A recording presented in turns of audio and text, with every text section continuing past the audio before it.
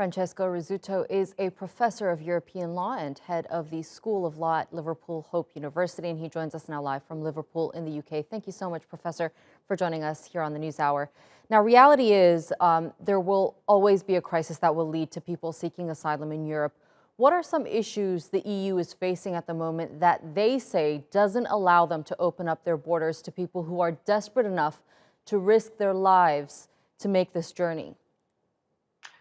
Well, good afternoon, everybody. I think that there are really three issues. The first issue, of course, is that there is an internal problem in the European Union that burden sharing has proved to be problematic. So where would these people go? The second issue is really distinguishing between genuine refugees as defined in the Convention on Refugees, and of course, economic migrants. And then I think the third is a logistical one. How do you process people who are, I might add a fourth, and you'll put a link to that. In democracies, how do you ensure that developments like this, that are global and are not going to stop overnight, how do you you don't have far-right parties winning or seriously influencing politics within the bloc and within the states of the bloc? That's also a very important factor. So that's not a very nice mix, if you like, to unravel. Professor, I'm really short on time, but I want to squeeze in another question here before I say goodbye to you.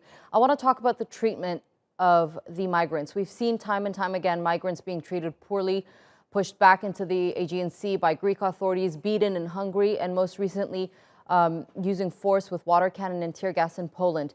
Is the bloc lacking protection for these migrants and refugees who've escaped dire conditions? Look, I agree with you. Whether it's political or economic, people don't set off and suffer the way these people have done in trying to reach the European Union. I do think that actually the treatment of some of these people for political expediency more than anything else has been appalling. But I really think that the European Union needs to project its economic and political power in those world where the difficulties are that are resulting in these mass movements of populations for political and economic reasons. And I think until we address that, we will simply be trying to address the consequences of disasters elsewhere in the world, some of which, of course, we've contributed to. All right, Francesco Rizzuto, Professor, I wish I had more time to speak with you, but on another News Hour, hopefully. Thank you so much for your input.